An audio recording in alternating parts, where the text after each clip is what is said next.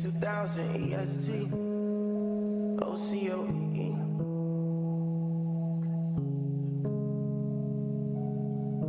They said if it don't make dollars, it don't make sense. They said my time's wasted if I ain't chasing a bag. But pops told me never chase nothing. Only here to lead lost souls to the kingdom that's fast. I only focus on the kingdom and everything else that I need. I know it will attract. If I lose it all now, I know we'll bring it right back. I ain't worried about the cards or the clothes or the plat. Even Ladies, gentlemen, and genetic anomalies, what is happening? I hope you guys are having a fantastic day. If not, I hope that this stream makes your day at least a little bit better. I apologize for not doing a stream in quite a while. Here, let me make sure my TTS is working. I'm sorry I haven't done a stream in quite a while. I mean, the tricky thing is, like, when I do a stream, it's usually about the news, and the news lately has just not been very, very good. Oh, hold on, there's an audio setting I meant to change. The news lately has not been very good at all. It's been very, very dark. I don't really like, let's see, hold on. Let me change a couple settings here. There were a couple settings in audio settings from my microphone that I wanted to look into changing. I want to say there was a gate I had on, I wanted to fix.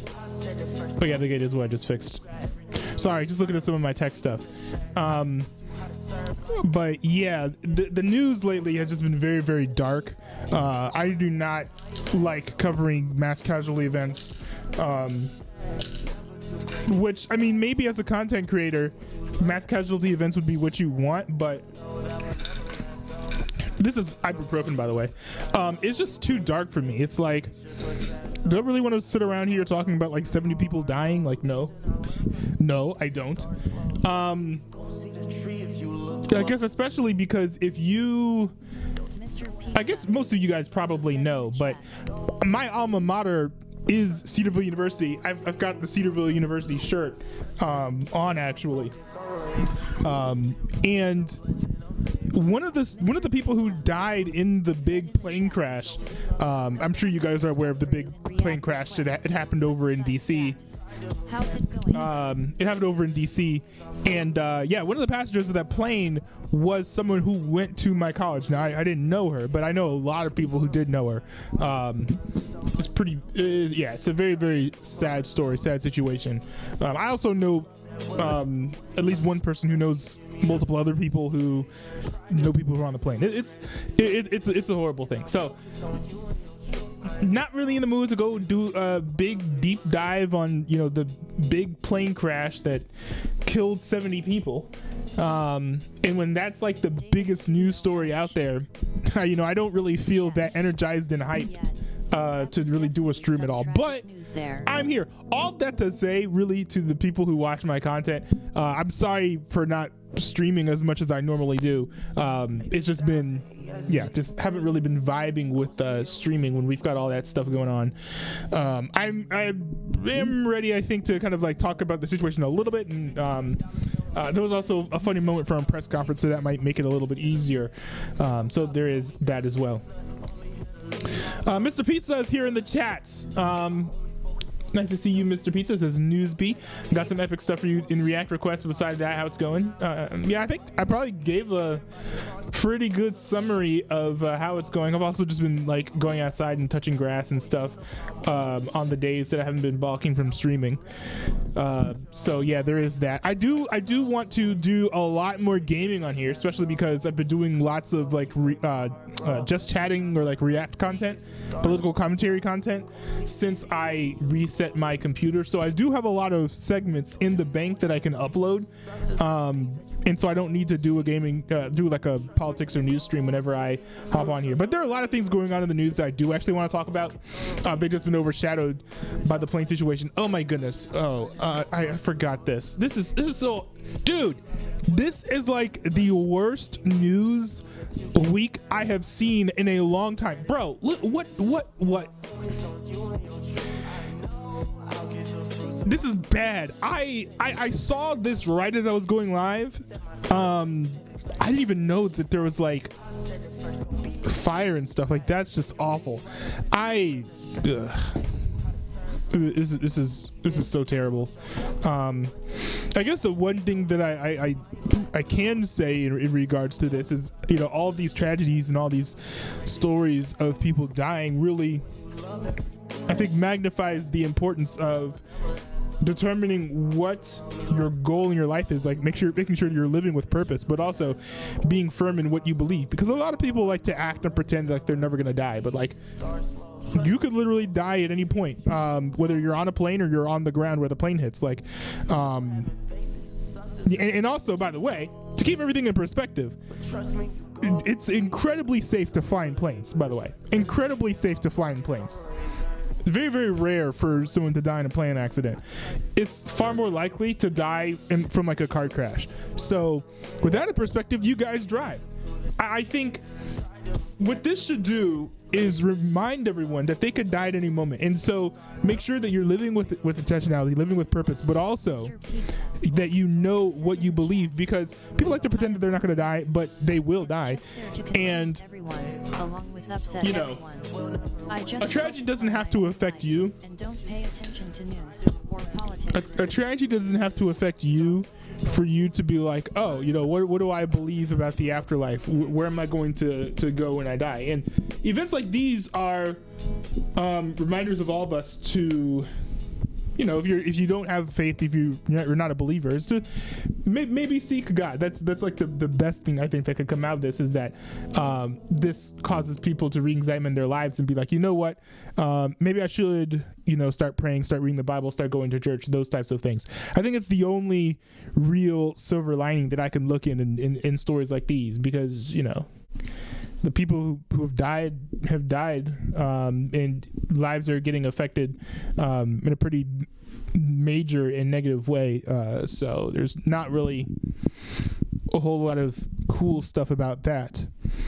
But yeah, I guess that'd be my message on that whole situation. I think I felt like it'd be weird not to talk about it. And I probably didn't even have the best words to say there about that, but yeah, that's just kind of what's been on my mind in light of all of that. But yeah, there's the whole thing. I don't even know what happened. I don't even know what happened. There's this thing in Philadelphia. Plane crashes in Philadelphia as first responders race to scene. Plane crashes in Philadelphia, igniting inferno near homes and mall. The plane took off from Northeast Philadelphia Airport. Of what's believed. Mr. Pizza said in the chat, this is bad. Focus on the present. Don't dwell on the past. Try not to focus on the time rapidly flying by. Don't keep worrying about dying. Live your life. Accomplish as much as you can. Have fun. That's true. That's true. The only thing about that, though, is I think sometimes people use that mentality to like stay in place, when like in reality, build like that's why I said earlier to have purpose in your life, because, you know, have some goals in your life, strive towards those goals. You don't want to be like sitting around for like 10 years not going anywhere and then having regret later, or be like about to die and you're like, whoa, there were all these things I wanted to do, why didn't I do any of that? You know, so live with intentionality. Yeah, like be aware of your mortality, but also, you know, live intentionally for sure. Backhand index pointing up. It says here, a plane reportedly crashed on a street near the Roosevelt Mall in Philadelphia, Pennsylvania Friday night, igniting nearby cars and homes in flames. The crash happened at about 6 p.m. after a plane took off from Northeast Philadelphia Airport. The city of Philadelphia posted an X calling the incident major. A major incident near Cotman and Bustleton Avenues in Northeast Philadelphia, across from Roosevelt Mall, according to the Post. Roads closed in area include parts of Roosevelt Boulevard, a void area. A video shows the plane loudly crashing in the distance with a burst of light covering the area. I do not want to see that video. This is just sad.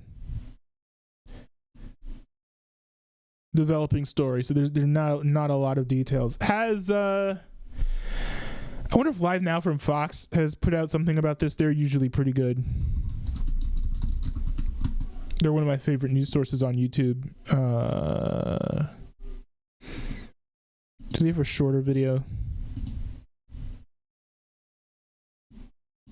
No, I guess not. Hold on. And welcome back here to Live now from Fox. I'm Andrew Kraft. Live picture there in Philadelphia. We do have some breaking news there in the city of brotherly love. I want to put this tweet up from our colleague there at Fox 29, reporter Chris O'Connell. He says there have been several reports of a plane crash into a building in northeast Philadelphia. Fox 29 Philadelphia have been covering this story within the last few minutes. They are sending reporters to the scene. I believe some of those reporters are on the scene as well here. You can see Steve Keeley shooting this video from his cell phone. He says bulletin airplane crash there on Roosevelt Boulevard. He says fires burning in multiple spots on Cotman Avenue. He says pieces of airplane scattered there on the ground. Jason Martinez with this video, saying this is being described as a plane crash in the area of Bustleton and Cotman Avenues in northeast Philly. That's a doorbell camera provided by a viewer there to Fox 29. Let's take it full here. Look at that. I don't know if I want to watch Jason that. Martinez here in northeast Philadelphia. Screen, you saw the fireball come out of the sky. Again, this is being described to us as a plane crash northeast Philadelphia in the area of Bustleton and Cotman Avenues. You saw the left of your screen, the fireball come right out. Take another closer look there. And so this just happening here in the last 20 minutes or so. Again, northeast Philadelphia. I believe we have Steve Keeley in the area on the phone. Steve, what can you tell us? Do we have Steve? We do not appear to have Steve at the moment. As soon as we get him, we'll bring it to you. But again, viewer-provided video from a doorbell camera in northeast Philadelphia showing a fireball fall out of the sky. Of course, the Northeast Philly Airport, just less than a mile away from this location. And so a lot of viewers have been calling our newsroom and telling us that they believe this was a plane crash in this area of Bustleton and Cotman. But this doorbell camera video makes you question exactly what we're seeing. Here's a closer look, and really I can only describe that as a fireball that falls out of the sky. And again, this is Roosevelt Mall, I believe. It just goes directly into the ground. And what this happened? is ground video that we're just getting in. You're seeing it as I am seeing it. Police taping the area off. Smoke. Did they run out of and fuel or debris something? in this area, and this, of course, all happening as we fall are asleep still at the sorting wheel? through a plane crash that happened in D.C. No word on the size of the plane that crashed, what caused it.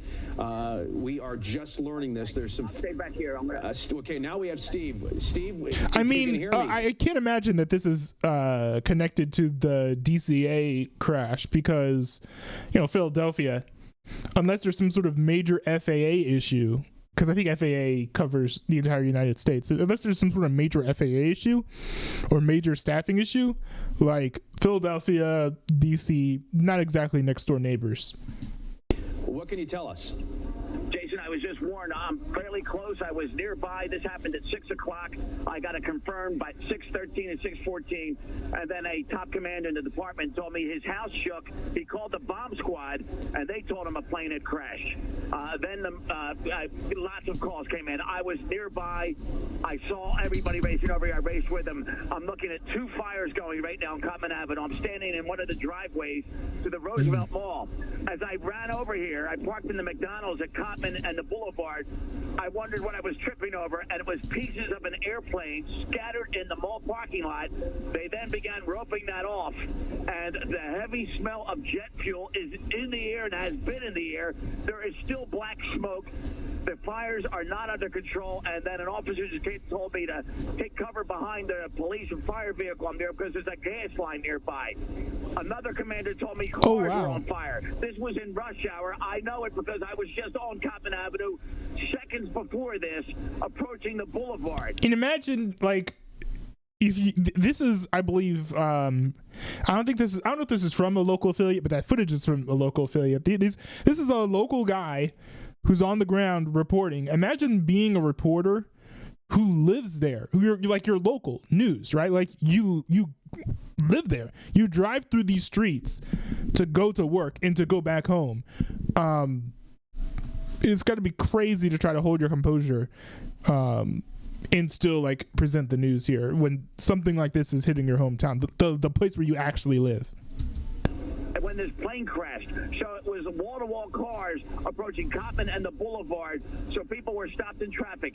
I don't know if cars are on fire in front of me or parts of the plane, but it looks like multiple fires, and the fires are not right next to each other. They're a good 100 yards from each other. So there is a string of damage and a string of fires. This mall is under some kind of construction, so they have a tarp around about a 6-foot-tall tent.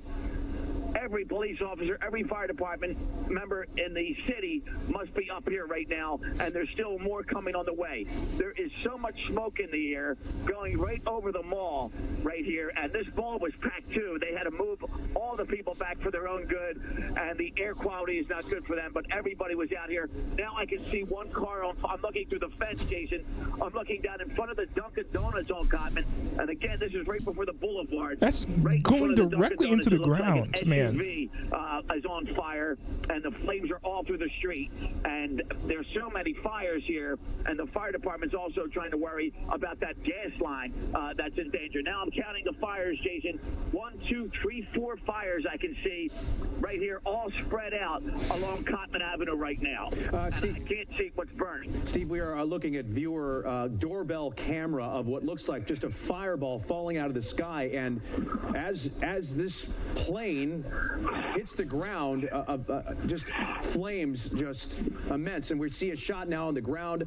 We see, looks like some cars are on fire here. You say you smell jet fuel? Yeah, I can still smell it. There's a smell of fuel in the air, a heavy smell. And if they're reporting a fireball falling out of the sky, the parts of the airplane I saw were not burned. And again, we're near Northeast Philly Airport. It would be an unreal coincidence that there was another midair collision here. I don't know, but and I didn't see any fireball in the sky because I haven't seen that video yet. I'm only on the phone here with you. So is he insinuating that what might have happened here was two planes collided in the air, and then part of the plane there are other parts falling all over the place, and one part of the plane fell and hit the mall? Because I from the headlines I saw, now this is a very developing story, but from the headlines that I saw, they made it seem like the plane was hitting the mall. But if it's the plane is falling into all these different pieces, it would make sense that, you know, a pretty big piece that's got like fuel and stuff in it comes crashing down, hits the building, and causes an explosion. But that's a pretty big explosion for just a part of the plane, though. I don't know. I'm no expert. But the parts of the airplane I saw did not have any burn marks on them. And again, I'm just trampling over them. And in the first video I sent in and put on, I'm tripping over the airplane parts before I realize what I'm tripping on. And then an officer says, hey, this is a debris field here from the airplane, and that's it. So we don't know what happened. We just know that an airplane crashed here somehow, and there's parts of the airplane long before where the fires are burning. They're in the Roosevelt Mall parking lot in front of the T-Mobile store, and that is a good 200, 300, 400 yards from where I'm looking at a fire burning right now outside the driveway of the Roosevelt Mall. So who knows what happened? I'm sure police don't know what happened. They're just trying to rescue people, and we don't know how many people were in cars here, and their lives were in danger as well. So this is ongoing, and now the smoke, I'm trying to get out of the smoke has adjusted. I'm trying to move so I can breathe and see here, Jason. But the smoke is now shifting all different ways. Wow. It sounds like the debris field is at least a couple of blocks wide. And as you said, it would be, you know, you've got the Northeast Philly Airport not too far away. How far is the Northeast Philly Airport from you, from where you're standing? One other thing, Jason, I'm hearing minor explosions out. When I got here, I was hearing explosions. I don't know if they were gas tanks or car tires that blow up when they're burning on fire as well. The Northeast Philly Airport is very close to here. In fact, when you're up here at Cottman and the Boulevard, you'll see the planes coming and going, and that is a very busy airport. Smaller jets, but jets and helicopters and everything is flying out of the Northeast Philly Airport. So it's not like one of those Jersey Shore airports where you see a plane every now and then. That is a busy airport here in Northeast Philadelphia, as the roads are busy. That's a pretty awful story. I mean, most important thing, the situation like this, especially when something is developing, is honestly going to be just to pray for whoever is might be injured. That accident that they might heal as quickly as reasonably possible, and also that there are minimal casualties, about as minimal as you could expect with something like this. It seems like we don't even know the extent of whether or not it was on a collision, the plane disintegrated and fell apart, someone fell asleep at the wheel and just nosedived. Pretty horrific scene there in Philadelphia, and it's not going to be one that you could just easily heal from. Let's see. Does NBC News have anything? Because I also like looking at NBC News for breaking stories. NBC actually doesn't have a video about this yet, it seems like. So I'll wait for more facts before I do anything else about that. That's awful. That's bad. Now I know. Mr. Pizza said in the chat, remind me to not get on a plane. Dude. No. Dude, I broke it down earlier. You're more likely to die in a car. You should actually just fly. I'm not even joking. But yeah, so I mean that's dark. I think maybe to lighten the mood, I'll react to one video, and then I'll react to Mr. Pizza's thing, because he's the only reason he's here in this chat is to watch me react to this thing that he made. I'm guessing. So I'm gonna react to this. Maybe by then, the mood will be a little bit more chill, and then we'll get to Mr. Pizza's video. And there's some things in the react requests in my Discord server. If you want me to react to something that of interest to you, put in the react requests. I'll react to it. But I also do have some videos queued up for me to react to as well. Some topics that I'm interested in, and this is actually one of them right here. Mr. Pizza said in the chat. Hold on, let me see here. Hey, now I've stayed for the news stuff. Yeah, I know. I'm just messing around. We've got this video here. This is from What Do You Meme? It's called "Conservative Christians Are Losing the Plot." And it seemed kind of interesting, the title alone. Actually, let me refresh this because I've had this loaded up in my browser for a while. I'm really curious to see what he has to say there. That's just so official. That the comments will be updated. So. Well, it's official. What we once knew about conservative Christian politics has come to an end. And for proof of this, all you need to do is take a look at the recent Benny Johnson interview with Andrew Tate and why it's causing so much division in the...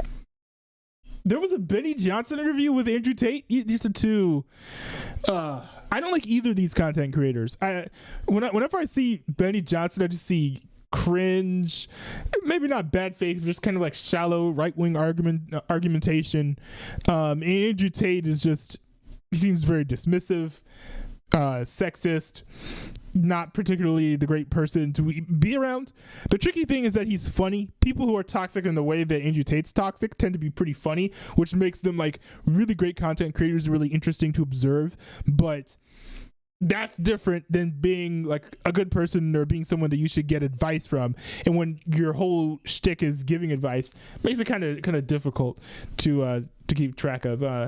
Mr. Pizza says, "Ain't no way Andrew Tate's still popping off." Yeah. Nobody killed him. He said, Mr. Pizza says Andrew Tate don't want to die off. Of course he doesn't want to die off. But yeah, he's still around. I think that he still got his Rumble channel. I think that's where he streams now because he's banned on the other platforms. Pretty surprised he didn't get a Kick deal. He should have gotten a Kick deal. If I was Kick, I would definitely give him a deal. But yeah. Take a look at the recent Benny Johnson interview with Andrew Tate and why it's also, these are two people I would not have expected to intersect, because Benny Johnson's more political than Andrew Tate is. Andrew Tate's more about like relationships and how people interact with each other, the war of the sexes and the red pill conversation, all that stuff. Which maybe Benny Johnson gets into that. I mean, he's cringe, so I don't watch him. But I don't know. These just don't seem like the types of people you would expect to see interact with each other. causing so much division in the conservative party. So for context, let's just be clear about where we came from. Political conservative Christianity was traditionally unified by things like conventional family structures, integrity, and biblical faithfulness. True. But in the last decade, there's been a drastic shift from being united by conservative and biblical principles to contrarian figures who don't share Christian or conservative values at all. And all of this is why Benny Johnson's interview with Tate was the final straw for so many Christian conservatives, primarily because of how Benny engaged with Tate during their interview. Someone who I think will deliver absolute profound takes on what is happening right now, because he himself has been the victim of state-sponsored incarceration, lawfare. I'm sorry. I can't believe. Okay, actually, I can believe because it's Benny Johnson, but like calling Andrew Tate like incredibly profound is kind of funny. And abuses of justice for political reasons. Andrew Tate, Is he saying that he doesn't believe the allegations? Now, I reacted to the Vice documentary, which I've realized, I think I did this 2 years ago. I just now realized that I have not uploaded this to the Don Doobie Highlights channel. So a lot of you guys might not have watched it. I think it's my most popular live stream, though. Go to Don Doobie Streams and go to live and then sort by popular. It'll probably show up. But there was a lot of evidence in there, I think, that Andrew Tate was not this innocent angel. And the fact that the case has gone on for so long, I think also says something about the credibility of the claims against him. From the podium. From the podium. And I only pray that Republicans can grow a backbone, stop crying their eyes out over old videos I made, and understand sometimes you have to be a bad guy to do the right thing, like Batman. And we need to clean the swamp, lock these people up, teach them all a lesson. Now, Benny calling Tate a victim after Tate bragged for years about the things that... Oh, the shirt, the fitting, it's awful.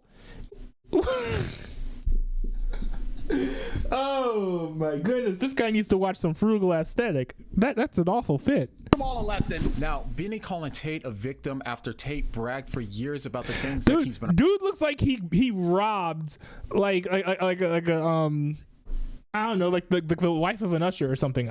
Like he looks like he robbed an old church lady. Like lesson. Now, Benny calling Tate a victim after Tate bragged for years about the things that he's been arrested for is wild. And Donald Trump's lawyer even jumped in to say this. Hey, nice to meet you. I'm a big fan. And just as a rule of thumb, when you're interviewing someone who's being investigated for crimes as serious as Tate's, you should probably be pushing back pretty hard and press him on the facts surrounding his charges. But Benny and Trump's lawyer didn't. And the one thing I will say is that if you genuinely don't believe the claims, then like, and that's one thing. It's, you know, Benny Johnson here very clearly doesn't believe the claims. And maybe he's done a lot of videos and stuff talking about why he doesn't believe those claims, but I think that the claims against him are pretty credible. I don't think you're obligated to believe all claims in these types of scenarios. I think it's just like very dubious when you're supposed to be someone who is a political commentator and you don't believe a story that has as much backing as the Andrew Tate allegations do. So that is also, you know, a red flag for sure. At least it should be for viewers.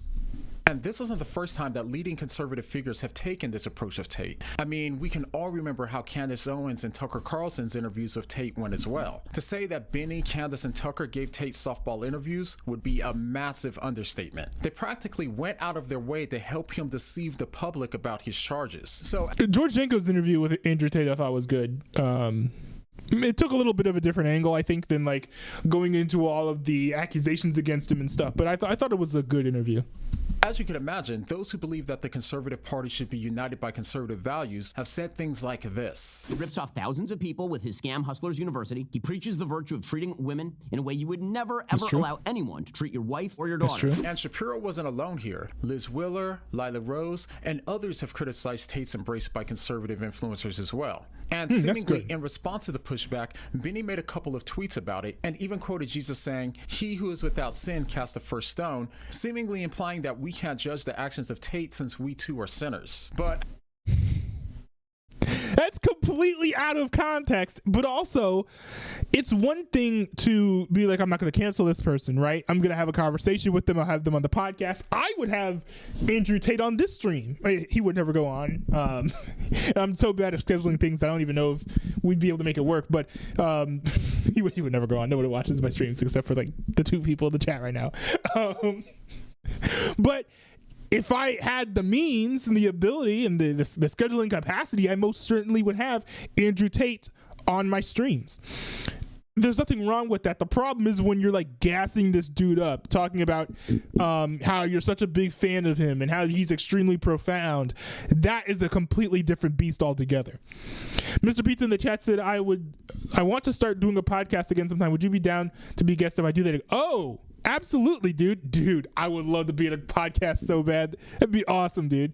Yeah, if you'd like to have me on like a cycle of rotating guests, pencil me in. Just let me know when you need me to be on, and I'll hop right in there. As we'll come to see, this entirely misses the point. Other proclaimed conservative Christians like Russell Brand and Candace Owens also jumped to defend Benny and Tate. Candace even argued that conservatives who made their careers by using free speech shouldn't criticize Benny for interviewing Andrew Tate. But not everyone accepted this criticism. People like David Wood pointed out that her statement was entirely hypocritical, while several others pointed out that those defending Benny seemed to ultimately be missing the point of the criticism. One issue is that Tate is actively against conservative and Christian values, even a few days ago saying things like this. Don't let these conservative losers tell you, get married. No. Ben Shapiro, little Jew. The reason they'll say Andrew Tate's a bad guy is really because they know I get to live free and do what I want, live with my friends, and have endless children from endless beauty queens. And the other issue so terrible, dude. So terrible. But I will say this. I think there's one conservative, well, I don't know if this is a conservative value. I think the fact that Andrew Tate adheres to at least some semblance of traditional gender roles, right? Like men have their own role, you know, in work and at the home, and women have their own particular role hit there. That is a conservative value. Of course, what those rules exactly are and how rigid one should adhere to them, completely different things. I think that there's some leeway. You can still be conservative if you are one way or the other. But to say that like he stands against everything that conservatism, even traditional conservatism, stands for, isn't entirely true. Now, he does come off as like the rebellious, bratty son of one of those classical conservatives where it's like, oh no, I am going to run around and sleep around. I'm not gonna get married. I'm gonna have fun. I'm gonna be with the boys. I'm gonna do what I want. I'm gonna chase money. Like those types of things, you know, they sort of don't align with classic conservatism. But you know, he does have some views that certainly are congruent with it. Free and do what I want, live with my friends, and have endless children from endless beauty queens. And the other issue with people like Benny Host and Tate isn't the fact that they platformed him, but instead it's the apparent refusal to push him about these serious allegations and essentially doing PR for him. They always seem to claim having some degree of ignorance about his case while assuming that the charges against him have no merit. It's a disgrace what they're doing. You know, obviously I don't know the facts of your case, but I know that they probably wouldn't be happening if you were not yourself. Yo, I love how the people who don't know the information about Andrew Tate's cases are the ones who support him. I've never seen anyone be like, oh yeah, I looked into Andrew Tate's cases and I think he's completely innocent. Never. I've never seen anybody do that. That's crazy.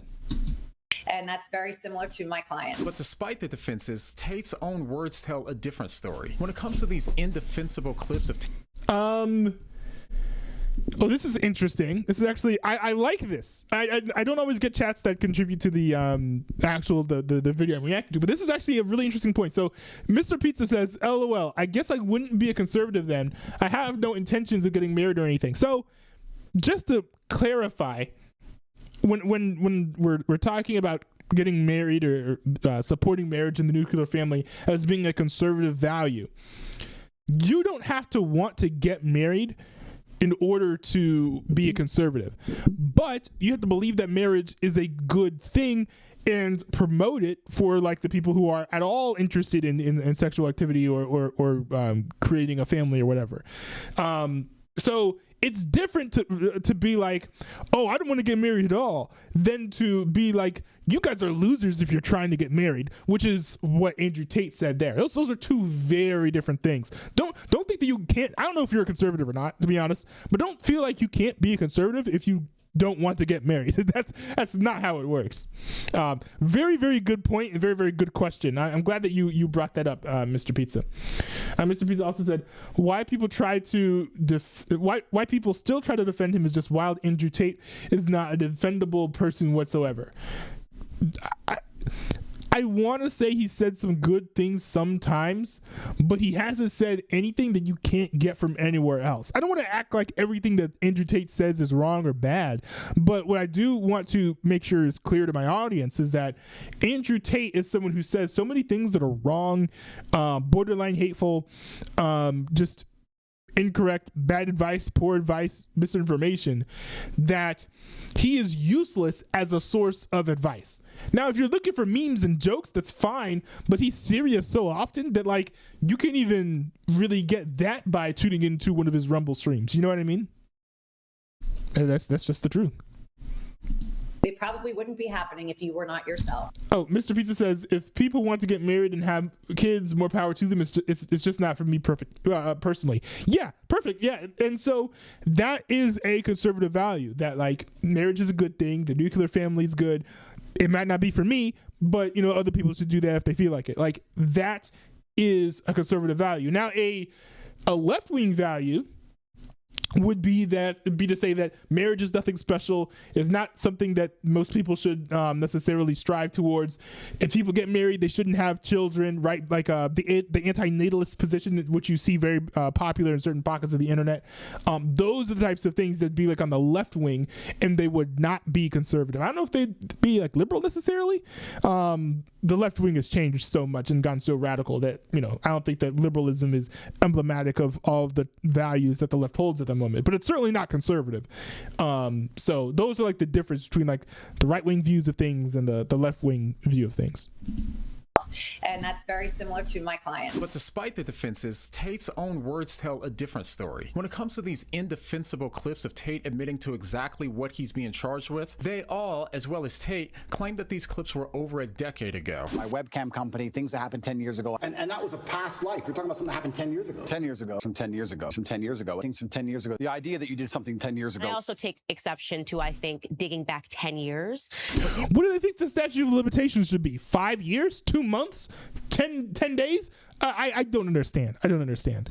Even a quick look at the facts prove otherwise, because if that were the case, then how do you explain him saying things like this? I also have an OnlyFans business. For the last 2 to 3 years, I was making money on OnlyFans from its inception all the way up till now. Right now, during the pandemic, OnlyFans is blowing up. If you want your girls to be elite, I'm going to teach you how to do that. Both Andrew Tate and Tristan both bragged about these things until right before they got arrested. It's my OnlyFans management agency. If you want to see how I've done this year so far. I wish he'd included the dates for this like he did for some of the other videos. I trust him. I don't think he's being deceptive here. What do you mean? But I just wish that for transparency's sake, so that we could get an understanding of what the timeline is exactly, I wish that he had put the dates up here. In the midst of a pandemic. But that's on the Tates. The problem is that the same right-wing conservative influencers who consistently talk about how evil porn is decide to not only platform a man who literally made his money from porn. I first made my millions of dollars. The first time I ever became a millionaire was with Webcam Studio. But they could also easily find evidence that Tate is lying about his alleged charges if they wanted to, since it's been all over the internet for years now. This apparent hypocrisy is glaring, condemning porn while publicly promoting someone who made his fortune on it. And if integrity and truth are no longer a priority, then what does that say about the future of the movement? And this raises the question, are these influencers united by conservative and Christian values anymore? Well, no, I don't believe they are. There seems to be a new loyalty at play here that reveals what's really driving the movement today. Before we get into that, did you know that American homeowners nationwide have over $32 trillion in equity? And cyber criminals are targeting it with a growing scam that FBI calls house stealing. House alarms, doorbell cameras, and deadbolts won't work against these thieves. Okay, let's see while the ad is running.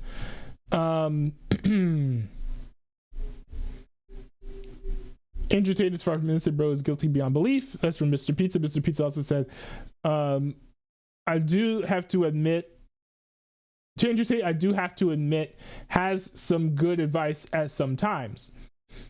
I've seen some of those like motivational videos pop up, and it was using Andrew Tate, using things Andrew Tate said, and it was very true. But also at the same time, Andrew Tate constantly has changed his opinions on the same questions depending on the interview.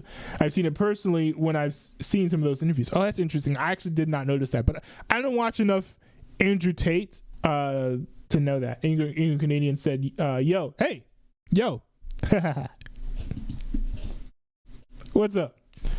I was just reading some of the chats while this ad plays in this video that I was reacting to, but I guess we can skip it now.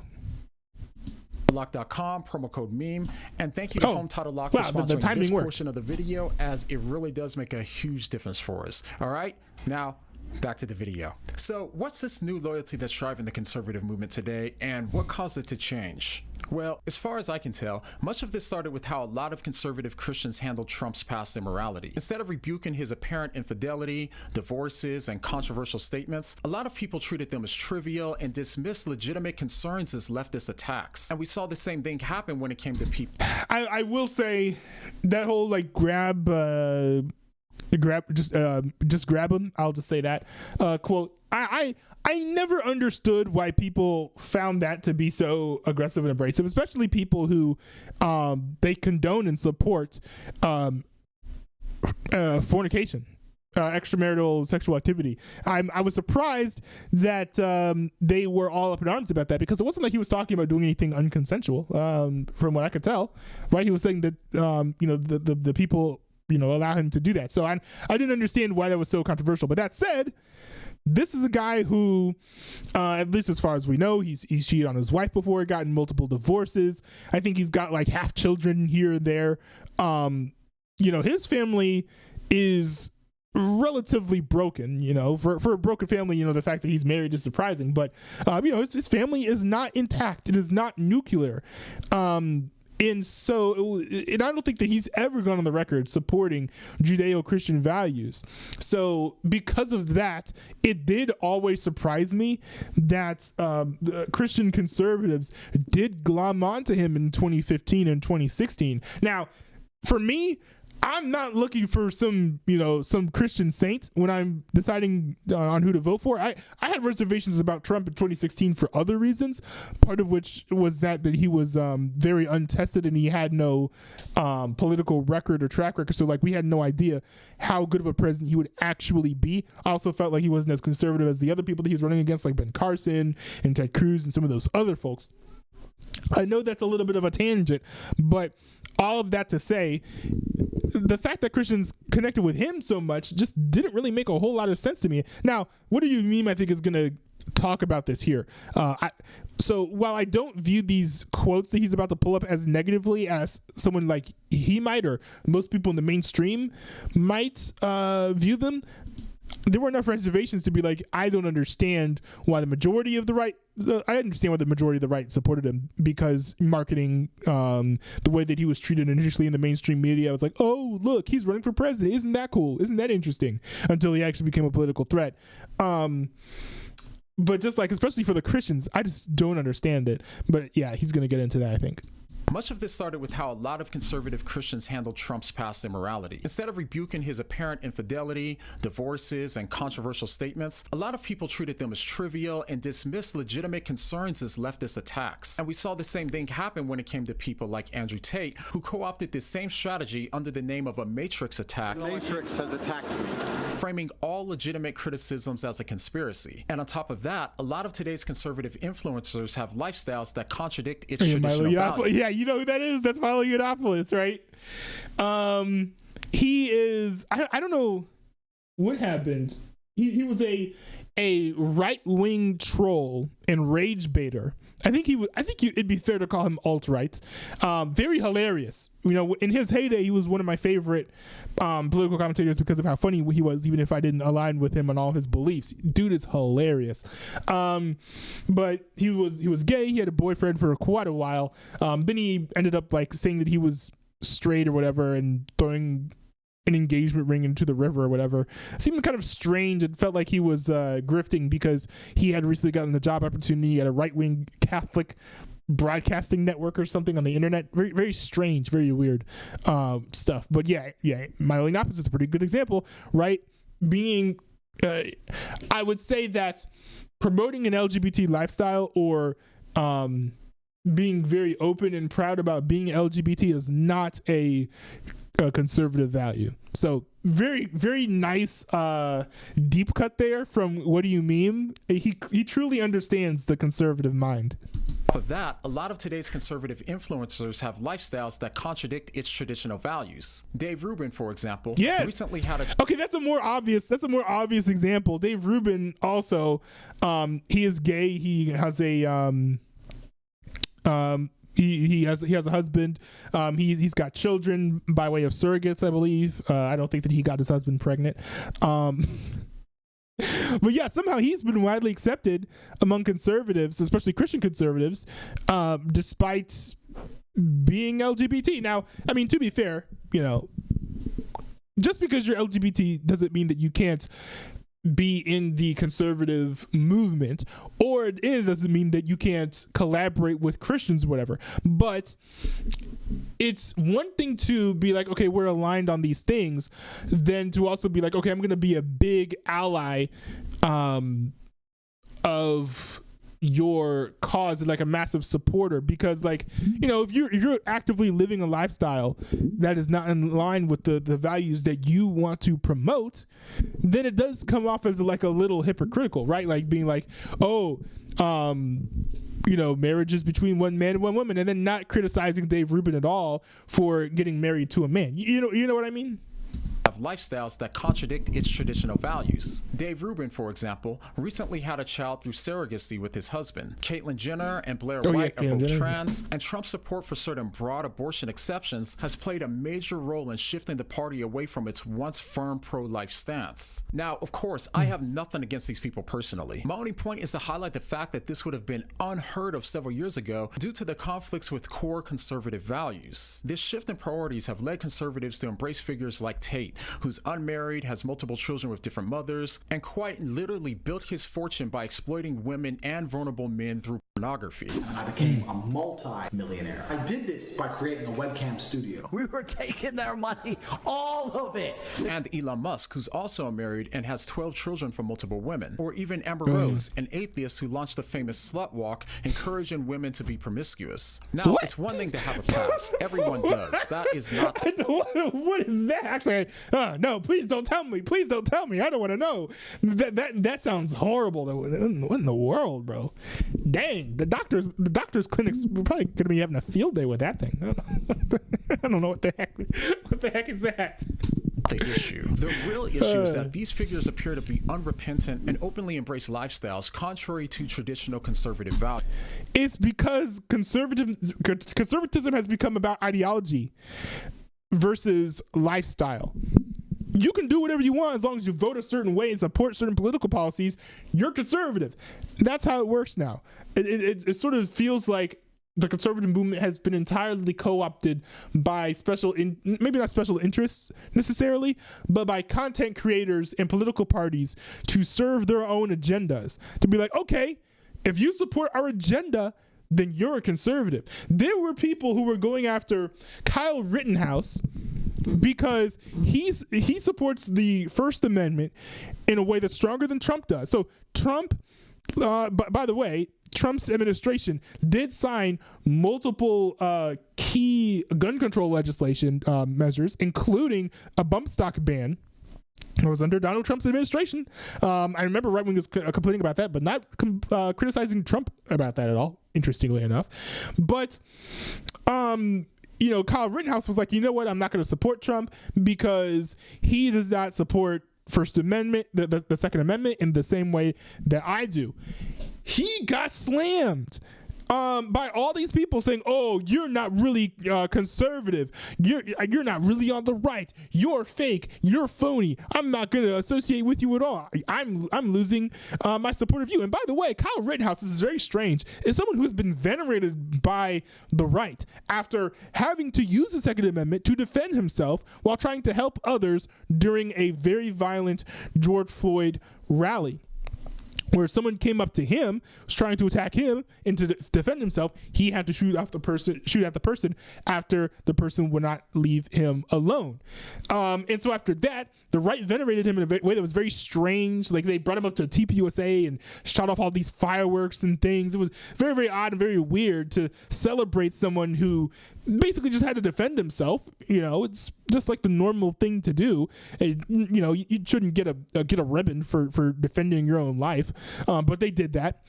And so these people were fawning over him. But then, as soon as they didn't support the person who was part of their agenda, right? Our agenda is to get Donald Trump elected. And so when Kyle Rittenhouse doesn't help them with their agenda, all of a sudden he's not conservative anymore.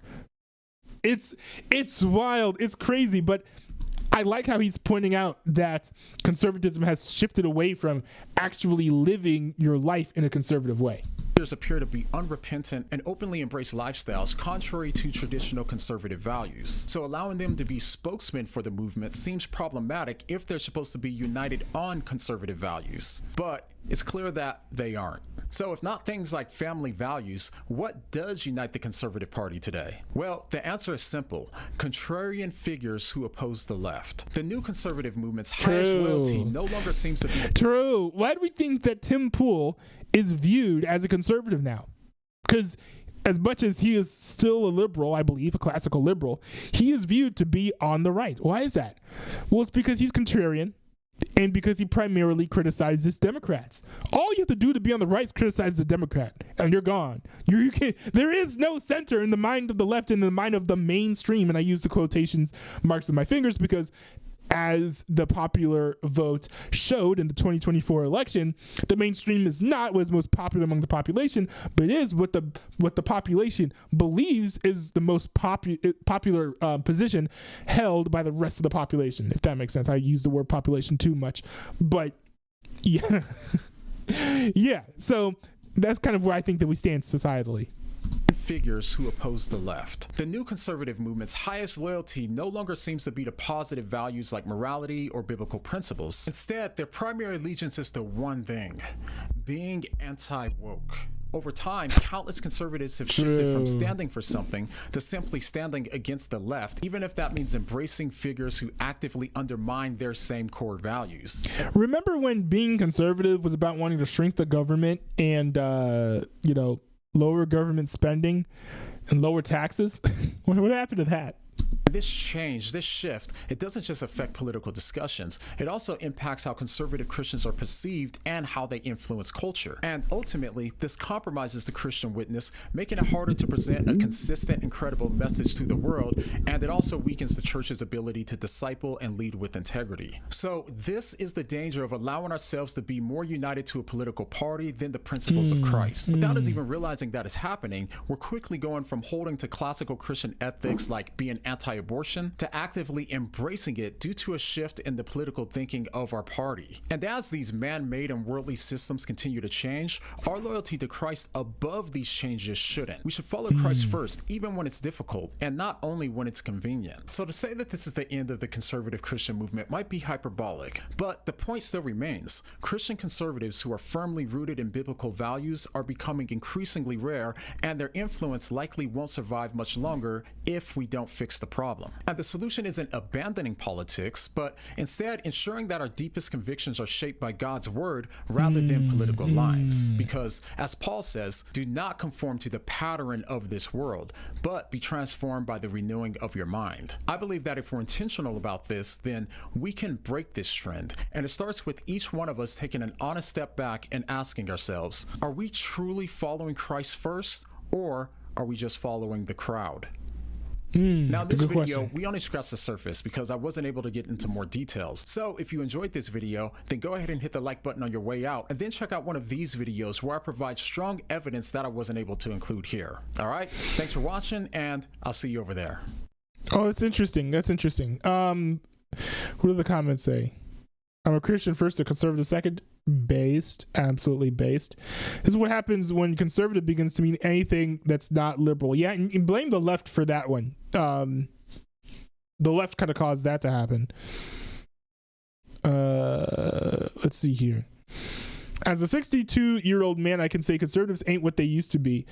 I think there's another problem at play: hyphenated Christianity. Conservative Christian, liberal Christian, black Christian, that's me, patriotic Christian, gay Christian, the list is without end. The hyphenation allows us to serve ourselves first and God second, if ever. True. Absolutely true.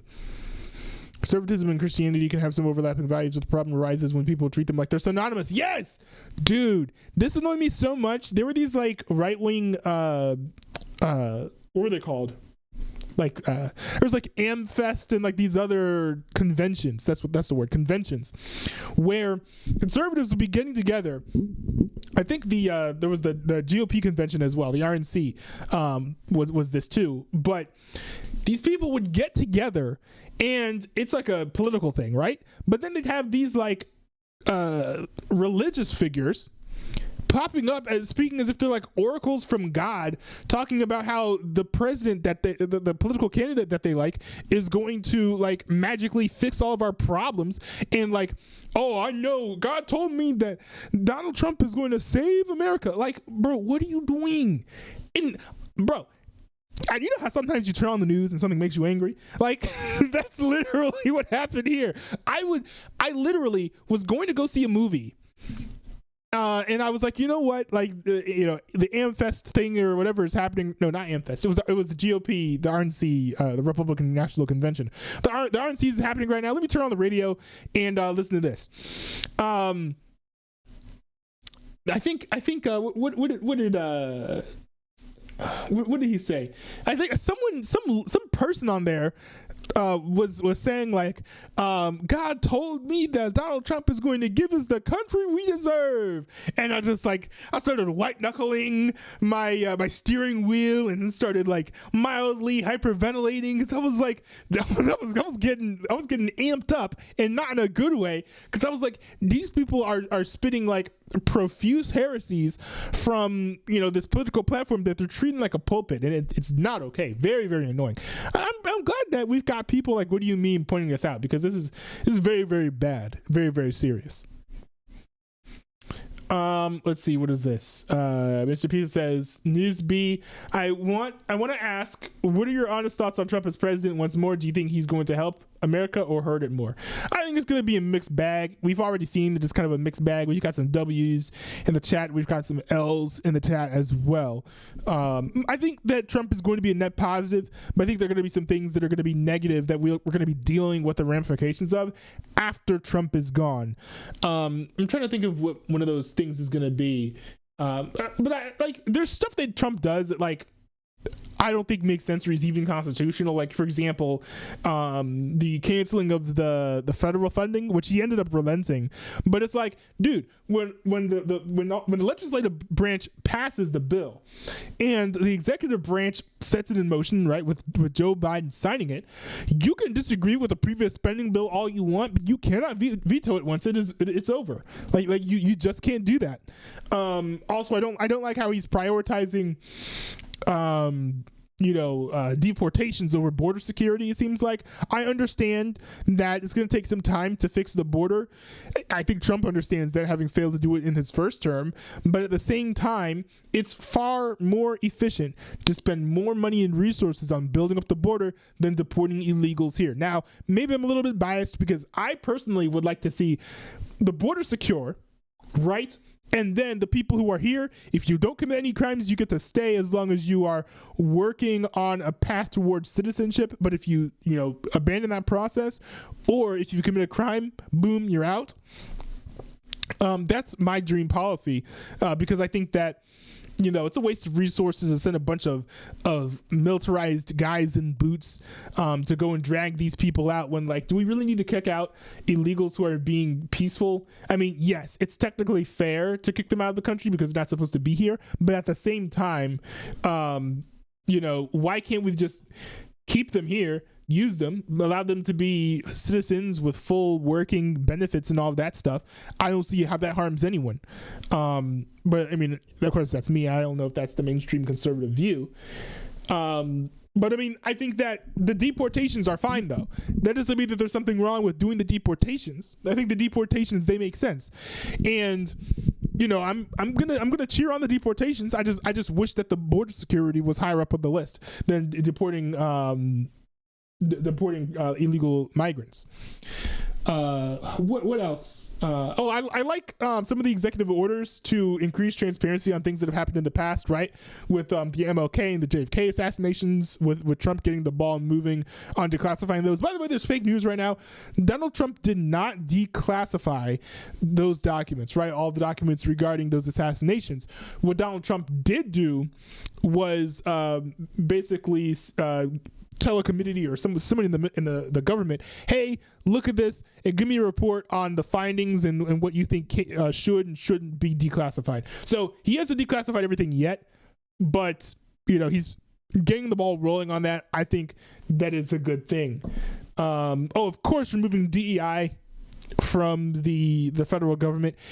Incredible, amazing. You know, it's kind of cool to see institutional racism die in that way, institutional sexism as well. And it's also nice to see that we're starting to depoliticize some of the sectors of the you know, the contracting sphere of the federal government. So, like, for example, removing DEI, you know, getting pronouns out of your email signatures, all that stuff is nice because that way you're just focusing on what's important, and it's not your gender, it's not the color of your skin, it's basically your ability to do the job. I think that's great. I think it was a slight L for Donald Trump to say to all 11 trans people in the military, you're not allowed to be in the military anymore. I think that's a slight L. I know there's more than 11 LGBT trans people in the military, probably, but actually, are there? I have no idea. But the nice, yeah, no, I don't support. I don't support it at all because I feel like, you know, if you're male, just, you know, be with the men. If you're a woman, just be with the men. I was talking with someone IRL about this, and they were like, "Oh, well, what do people get made fun of in the barracks?" Like, "Oh, well, tough luck. I mean, this is the road you picked. You know, you decided to get yourself some boobs, so you're gonna have to live with that. I guess. I don't know. You know, like." What can I say? You know, you can't get some implants and then be like, "Oh man, why are people making fun of me?" It's like, well, you know, not that people should be making fun of you, right? I do want to clarify that, like, you know, people shouldn't be made fun of, but you know, if you know, doll yourself up in a certain way, people are naturally going to be more inclined to pick on you and stuff. Like, I'm not expecting that a trans woman's life in the military working alongside other men is going to be particularly easy. But at the same time, you know, the men work with the men and the women work with the women when it comes to areas that naturally have a male space and a female space. Like, that's just how it goes. So tough luck, you know. It is what it is. So yeah, we've and by the way, to circle back to my point, the reason why I oppose banning trans people in the military is I see no problem with just having the males, perform male roles in the military and females take the responsibilities that they can. And you know, I've heard the case that, a trans woman isn't going to be able to work with the other men. Well, I mean, if they can't, then they should just resign, right? You know, and they'll leave, right? And we're probably actually going to see some of that. But I know for a fact that there are probably trans women who can handle working with the other men and being, you know, some of the boots on the ground and all that stuff, and that's completely fine. You know, more power to them. I think that if someone is going to be able to handle themselves well in that type of environment, even if they are being classified according to their biological sex, I don't understand what we benefit from barring them from participating in our military. I just don't get it. Now, I was being a little bit facetious when I said all 11 trans people in the military, but I understand that, like, it's the vast minority of people in general who are trans, but at the same time, I don't think that them being a minority should determine whether or not you allow them to be in the military. I don't think it should matter whether or not there are 5 trans people or 5,000 trans people in the military. The rules should be the same. So, you know. And it's funny because if there were like 50%, if 50% of the population were trans, I bet a lot of the people who are opposing trans people in the military would have the same position that I have. So, let's see, what is that? Let's see. The Canadian said, someone on Reddit said they wish Gavin Newsom was president. I said, granted, all of America is on fire. I mean, you know what? This proves my point. This proves my point. Now, to be fair, Reddit brain is very different from general America brain, and they do not represent the majority of Americans in American perspectives. But I will say that I actually talked about this. Let me look this up. Now, this is actually probably the only place where you can go to watch this interview, this debate now, because it was paywalled and then they took it down.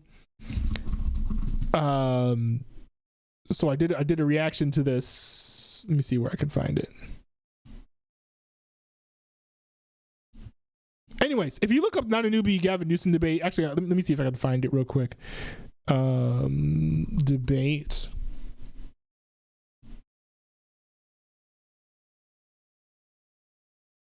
Let's see, which debate. It was a Gavin Newsom DeSantis debate.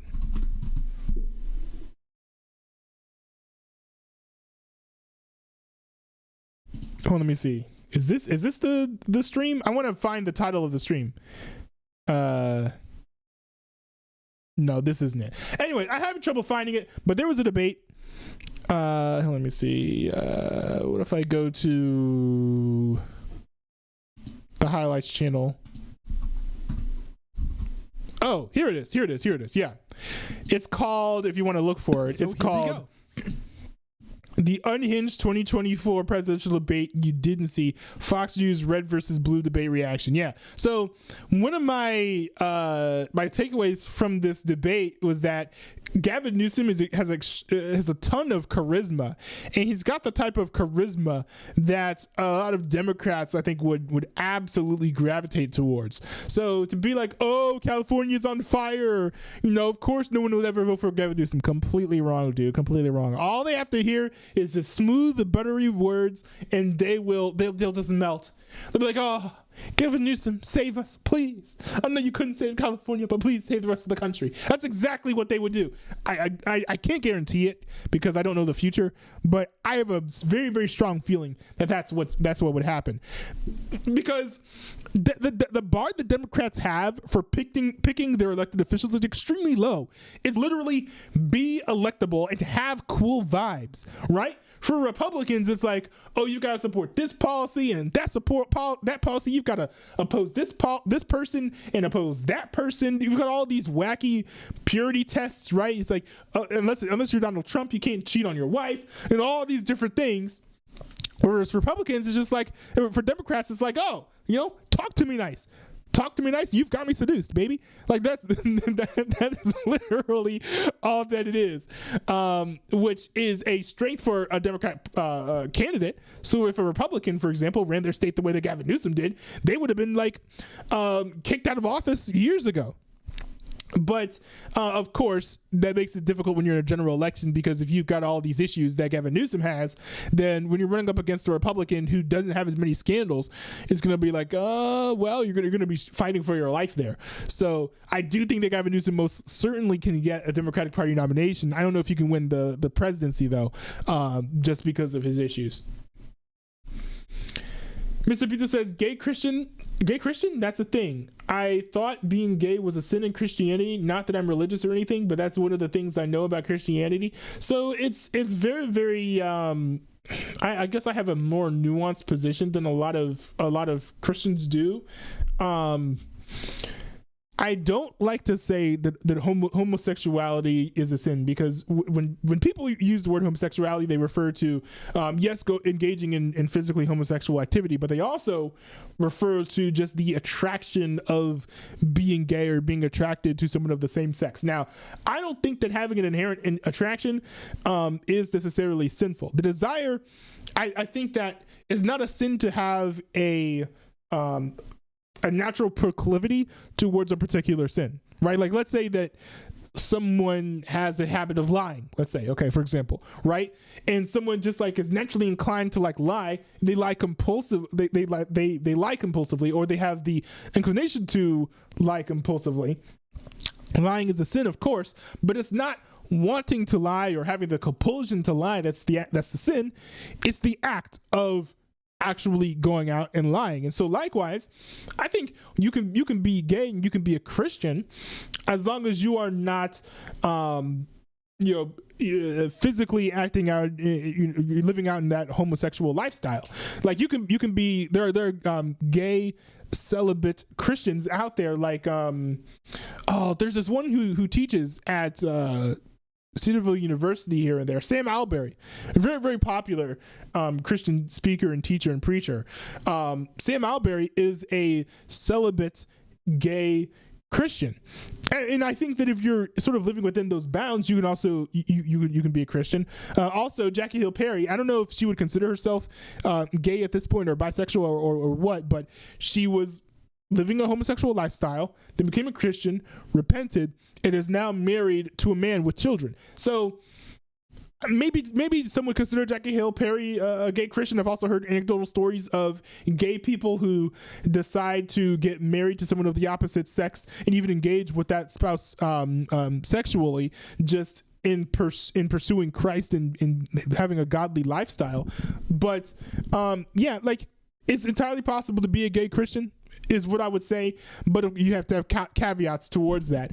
I think that the way that people talk about homosexuality in the Christian community can often be very unhelpful, because I think that people like to talk to gay people as if their homosexual attractions make them worse than anyone else.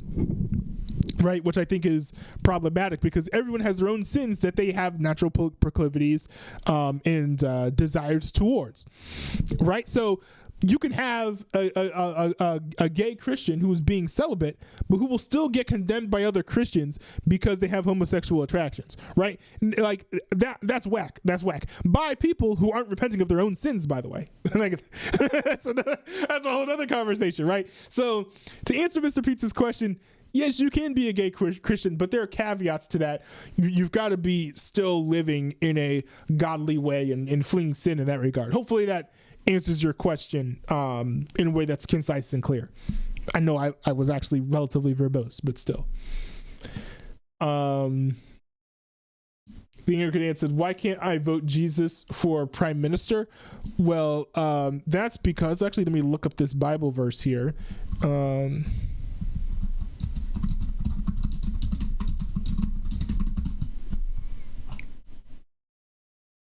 Yeah, let me pull this up right here. The angry Canadian said, why can't I vote for Jesus for prime minister? He's Canadian. And I think that there's actually some really good context in here. So this comes from, let me see, John 18, and this is the NKJV version. But this is, Christian conservatives, I feel like, don't talk about this principle at all. I feel like this just gets absolutely ignored, especially among Christian nationalists, because you cannot be a Christian nationalist and agree with what Jesus says here. So this is verse 36. It says, so context here basically is they're speaking about Jesus's deity and his claims of being a king. And so, there's a line of questioning here Pontius Pilate is taking Jesus through. And so Pilate says, your own nation and the priests have delivered you to me. What have you done? Then in verse 36, Jesus says, my kingdom is not of this world. If my kingdom were of this world, my saints would fight so that I should not be delivered to the Jews, but now my kingdom is not from here. So what does this mean? This means that we are not to terraform the secular states that are, here on earth into being, a Christian nationalist state. At least that's my interpretation of this. Why? It's because Jesus says here, my kingdom is not of this world. And there are actually many instances in the Bible where people are going to Jesus and saying, hey, when are you going to overthrow Rome and install your kingdom down here? And Jesus is like, my kingdom isn't down here. That's the whole point. Right? But yeah, so, and by the way, this is not Jesus saying that he's not a king, right? Pilate therefore said to him, are you a king then? Jesus answered, you say rightly that I am a king. For this cause I was born, and for this cause I have come into the world, that I should bear witness to the truth. Everyone who is of the truth hears my voice. So Jesus is not saying that he's not a king. He's just not king of the earth. He's the king of all. He is the king of the entire universe, right? So, to be like, oh, I was Jesus was my prime minister. Well, he's the prime minister of heaven, right? The spiritual domain is where God's throne resides. Yes, I'm a Calvinist, right? So I believe in predestination and all of that, in God's sovereignty. But all of the Christianese aside, right? I think, it's fine to look for secular people to, run your earthly kingdoms. And, I would not want Jesus to come down to do something so trivial as be my president. When Jesus comes down, I want him to take me to heaven, okay? Bro, get me out of here. Okay. Dude's up there building heaven and you want Jesus to come down and be your prime minister? That's wild, dude. That's crazy. No. I think it's fine to even look to earthly unsaved figures as well, to be your prime ministers. I want Jesus to stay up there, keep on building heaven. I want that to get done. I want him to get that over with so that we can all get raptured and stuff. but let's leave the earthly work to the earthly mortals. I'll say that. Okay, so we've got a lot of stuff here in the chat. A lot of stuff here in the chat, but I do have some things that I'm trying to that I want to react to before I head out. So I only have time for one more topic, so that's going to be some videos that Mr. Pizza sent into the chat. So for context, Mr. Pizza made these animations. They're rotoscoped, I believe. Now, apparently, according to him, a strong opponent. Apparently, according to him, rotoscoping is very controversial in the animation community. But in any case, he really wanted me to react to this. But also, he included me in this animation. So he sent me two videos. Let me see. Oh no, he sent me one video. That was his animation, and then something else that he and E Productions, I believe, worked on together. So I'm going to react to those two things, and we will close the stream out with those things. If there were more things you wanted me to react to, please send them into the React Requests channel in the Discord server, and then I'll get to those for sure on a future stream.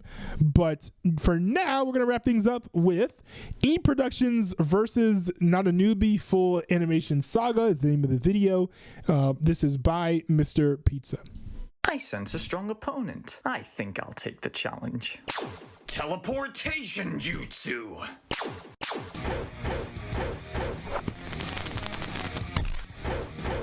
I think I remember reacting to this part.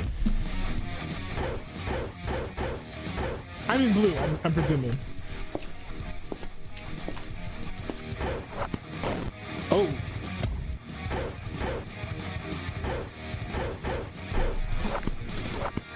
I will say that the changing art style is a little bit disorienting, but it's also creative, so I'm not going to knock it at all. Okay, this is cool. What is this?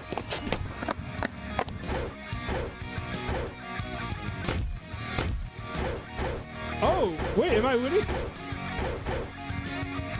Oh, that's cool. Dude, that's cool. Oh.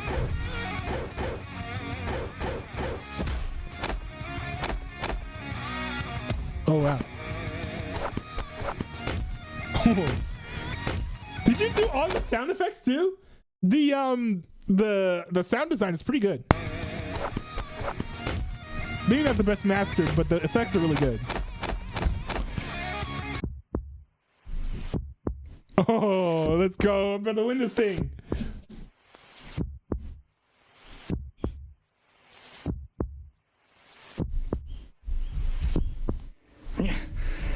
Where the hell am I?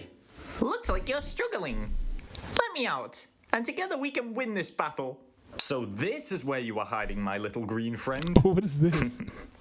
Okay, let's do this, partner. Oh!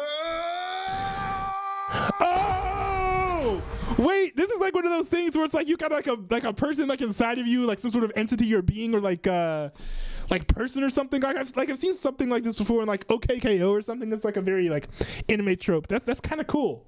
I was wondering what was happening there for a second. I was starting to get a little disoriented, but that's pretty cool. A new challenger has entered the arena. What is this incredible power I'm feeling? Oh no. Dude, I'm cooked. Bro, I'm cooked. Wow. It looks like my time is up. I couldn't beat him without going all out. I'm going to have to open the gate of death. Even though it will kill, maybe it'll take out this beast once and for all. It'll kill? Farewell, everyone.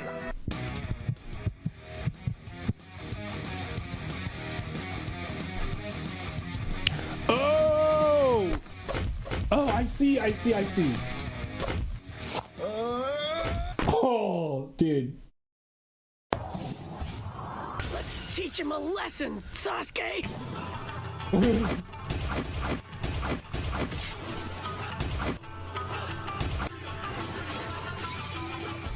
I'm a little confused here. Wait, so is this part of the story?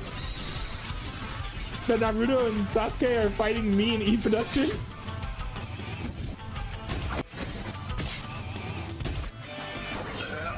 This also is a little bit disorienting because I don't know the context in which they're supposed to inhabit the story. But we'll say that having the background and extra effects is kind of nice. Look over the road description.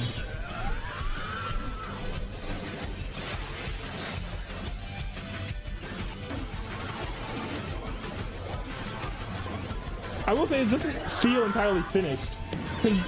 We have some frames that are animated, like colored over, but like not others.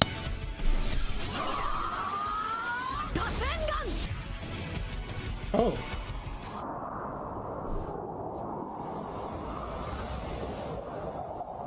What's happening here? So one of us just took out. Oh, I see. That was a close one. They showed up after I I didn't switch back I see. with Mosh when I did, I wouldn't have been able to use the explosion style. style. It's like a tag team. I see. Mosh really needs to learn how to fully utilize my body during combat. Stupid fool. How unfortunate. I was unable to fulfill my mission to take this guy down. And what's even worse, it looks like I'm going to die by his hand before the 8 inner gate does. You were a worthy opponent, as were your backup in the form of Naruto and Sasuke. Perhaps we could have been a good team under different circumstances. I'll do the honors of killing you here and now. Very well then. Summoning Jutsu Staff of Jato! Oh. You killed me? Bro!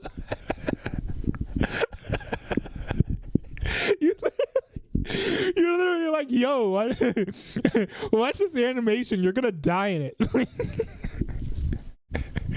Oh, that's awesome. How pitiful. You wasted my time. I think I'll just kill you. Okay. That has to be a meme. There has to be a meme. It's like, you wasted my time. I think I'll just kill you. That has to be clipped. How pitiful. You wasted my time. I think I'll just kill you. That's awesome. Gosh, he's unbelievably strong. What are we gonna do?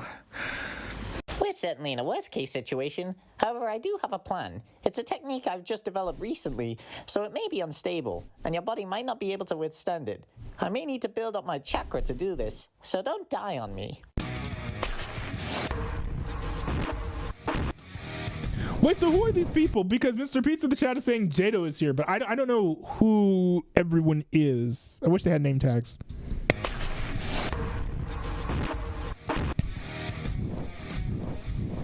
I'm also not sure why they're fighting. Apparently there's some sort of mission. Ooh. That pale dude is pretty powerful. Because that's how history just works. What is this chakra? It's so potent. That's a clever use of animation there. That's cool. What is this music? This is great. The smile. Bring it on. Why do these feel like video game cutscenes the way they fade to black? Ooh. Whoa. Stay down! Oh, it's kind of crazy. I'll never die!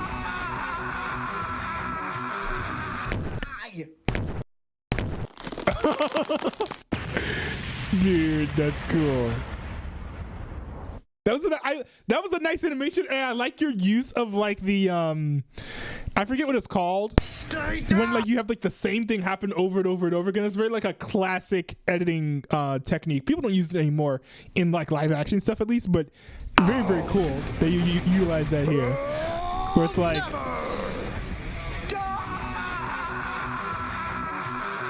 it's like boom.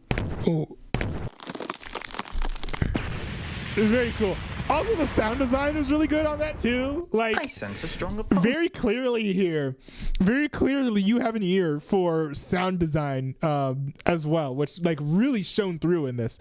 So I hope you get to do more stuff like of this ilk, because like I think that stuff needs to be a little bit more fully animated. I don't know if it'd be easier if you didn't do rotoscoping, but still, in general, fantastic editing. Also, like, great job of not just rotoscoping, but like writing in your own plot and dialogue too. I thought it was very creative. I thought it was very cool. I thought it was very fun. So you know, W's in the chat for Mr. Pizza. W's in the chat for Mr. Pizza. That was well done. Mr. Pizza just downloaded the sound effects YouTube, to be honest. Oh, interesting. Well, I mean, use the right sound effects at the right times. It worked really well with the animation. So good on you for that. But also, like, when I said the sound design for the end, it's like the way that you were like and then that was like the only sound, and I'm doing it again and again, like having the presence of mind to stop the music. Like, those are like sound design techniques that like really help to like heighten what's going on, you know, in the scene. So this video is from Mr. Pizza. It says Ayla sometimes hides her feelings in E-Pro voice acting. I don't know how I feel about this, because from what I've heard about these are very like a YTP-esque. And for those of you who are friends of the stream, you guys probably know that I am no great friend. I'm no great fan of YTPs and YTP-like materials. I tried reacting to one of these before, and I was more confounded than anything else. So, well, I'll give this a twirl. This is 2 minutes. We'll see if I end up liking this. I'm taking a risk here. I'm taking a gamble. Good morning. Holy fucking shit. No fucking way. Oh, lad, she's proper fit. If you're free.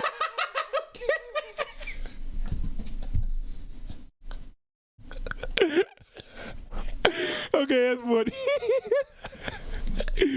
Okay, that's funny.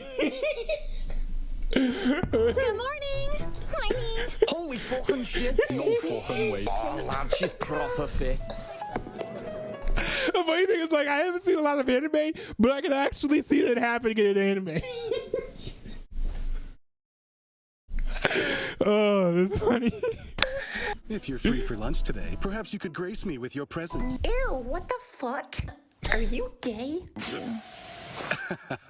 Fair enough then. In that case. Fair enough. Fair enough. Might we at least exchange contact details for later? No!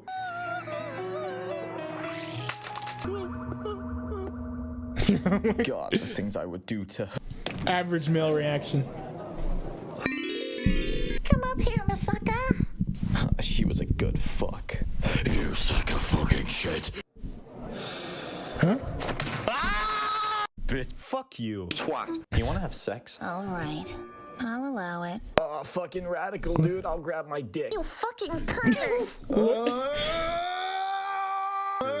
Shut the fuck up! Learn to cope. Ride me. Oh, shut your fucking face.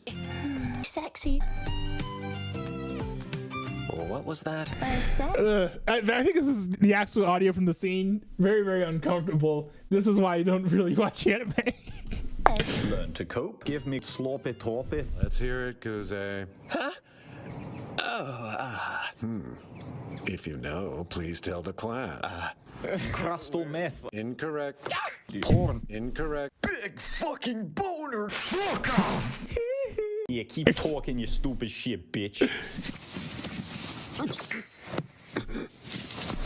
Bro, this isn't. Actually, you know what? This can't be TOS because it's YouTube. But like, bro, okay.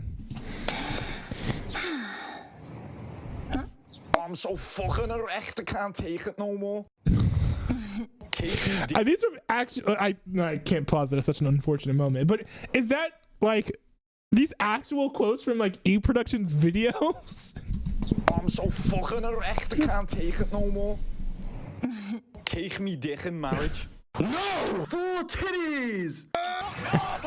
What? Oh, be Jesus, it's terrible. Sex. Fuck off! I'm floating. You've gotta be fucking kidding me! Your balls shall be enough. No fucking way, this is real love. Okay. Strong start. I think we should just move on from that whole video, okay? Between me and you, let's just forget that ever happened. No, there were some funny moments, but there were still many YTP staples in there that I was not particularly a fan of. You know, a lot of the stuff I complained about before, like edginess for edginess sake, all those things is like not really my vibe. But there were some funny moments in there, and there's some good editing as well. I bet it would be funnier for me if I knew the full context of what some of the clips were from. Some of the dubbed, extra dubbed moments are from, but that was that was pretty funny, and that's a nice way to wrap up the stream, to be honest. So thanks for sharing in the react requests. You know, no matter how much it may appear that I don't like this type of content, which I don't, I think it makes for good content on the stream. So you did not do a bad thing by sending it my way. But anyways, we're gonna be wrapping things up here. We actually had a surprising amount of people pop into the stream today, which is sad because I wish that, you know, I like to cover news. I wish that the news was a little bit happier for the amount of people that hopped onto the stream. But as usual, whenever I do happen to have people on the stream, I'm going to be giving shout outs to those folks who were, you know, generous enough to dedicate their time to watching my humble little feed here on YouTube. Mr. Pizza, thanks for popping onto the stream. Your chats are actually really good. I need to have you in the chat when I cover news more often, because you actually had some insightful questions. I appreciated that. David Studio Animations, it was nice to see you here in the chat as well. I hope that you enjoyed my reactions to the animated content here. Who else? The Angry Canadian, nice to see you in the chat as usual. You know, you're probably my most consistent viewer, and you're very fun and interesting to interact with. You gotta let me know when you get to the States. Maybe mention it in the Discord server. And now we'll have to have a pizza party or something. I don't know. But yeah, to anyone who joined the stream, even if you didn't send a message into the chat, I appreciate each and every one of you. Thanks you guys for tuning in. By the way, I stream sporadically, not particularly consistent at all, but I do have a channel called Non-Newbie Highlights where I upload, select snippets from my streams every Monday, Wednesday, Friday at noon. So if you want content a little bit more consistently, go check that out. Also, I have a Non-Newbie Highlights channel, which I plan on starting uploading back to again.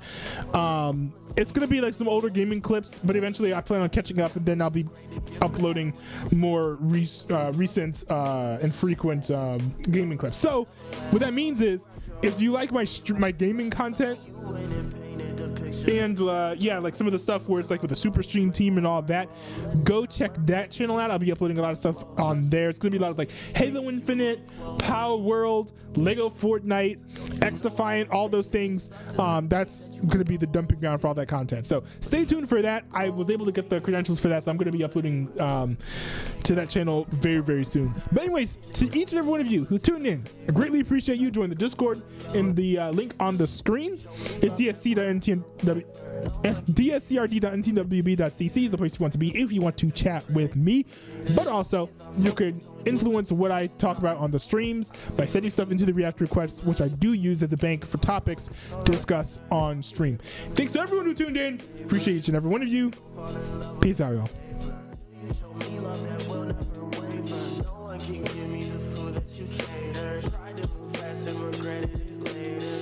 I'll focus on you and your truth. I know I'll see the fruits of my life.